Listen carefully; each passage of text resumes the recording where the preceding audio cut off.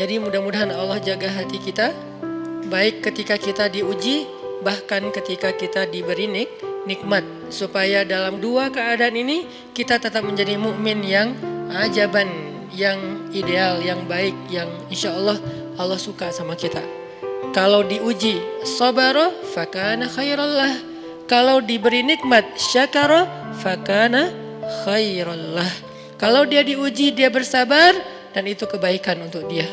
Ternyata diuji ujung-ujungnya baik. Lewat apa ujian menjadi kebaikan? Lewat sabar. Bukankah Allah bilang wabasyiris sabirin? Sampaikan berita gembira kepada orang yang sabar. Ada banyak kebaikan yang Allah sediakan untuk orang yang sabar kalau dia sabar. Dan kalau diberi nikmat syakara. Kalau diberi nikmat dia bersyukur. Fakana khairallah. Kenapa nikmat kok menjadi kebaikan? Maksudnya dengan dia bersyukur Allah tambahkan kebaikan itu. La in syakartum la azidannakum. Jadi orang beriman itu kayaknya hidupnya tuh harusnya sih nggak ada bete-nya. Hidupnya tuh nggak ada istilah, aduh hari ini gue kayak rugi banget nih. Nggak ada orang yang beriman rugi. Kan hidup kita tuh di antara dua itu kan. Cuman varian ujian itu aja macam-macam. Varian ujian itu misalnya kalau di surat Al-Baqarah Allah menyebutkan 3 varian ujian kan. Ba'sa, dharra, zulzilu. Ujian fisik, ujian harta. Harta ini termasuk karir, kerjaan, usaha, bisnis.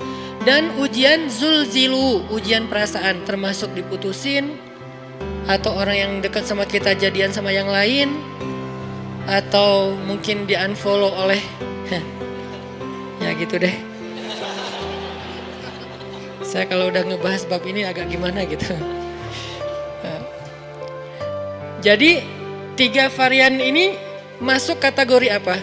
Masuk kategori ujian. Tetap aja 2. Kalau nggak ujian nikmat, antara 2 itu nih. In asabathu sarra syakara wa in asabathu dharra sabara. Udah gitu aja. Dan nanti bahkan sampai ayatnya gini. Alladzina yunfiquna fis sarra'i wad dharra. Orang yang tetap beramal soleh lewat hartanya dalam keadaan dia berkelebihan atau dalam keadaan dia kekurangan. Itu mukmin, keren banget gitu. Dia tuh nggak pernah kehilangan kesempatan berbuat baik. Baik beramal soleh ketika dia dalam keadaan dikasih nikmat maupun beramal soleh ketika dia dikasih ujian, tetap aja beramal soleh. Contoh yang ayat tadi. Yunfikuna fis sarra, berinfak dalam keadaan sarra, dalam keadaan bahagia, senang, lagi dapat untung gitu kan. Ataupun yunfikuna fit dharra, tetap berinfak walaupun dia dalam keadaan dharra, dalam keadaan susah. Dalam keadaan dor itu kan bahaya. Ini kalau saya infak nih bahaya nih buat saya nih. Kalau saya kasih nih saya kayak nggak ada tabungan buat mahar nih. Kalau saya kasih ke dia, terus saya gimana? Gitu kan? Ini dor banget nih, bahaya banget nih. Tapi dia tetap berinfak. Siapa yang mencontohkan hal seperti itu? Selain pastinya Rasulullah udah gak diragukan lagi. Yang jadi kayak simbol berinfak walaupun dia butuh. Orang-orang Ansor.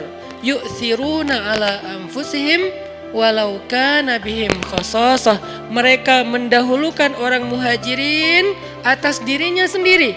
Walaupun sebetulnya dia juga butuh kepada kebaikan itu.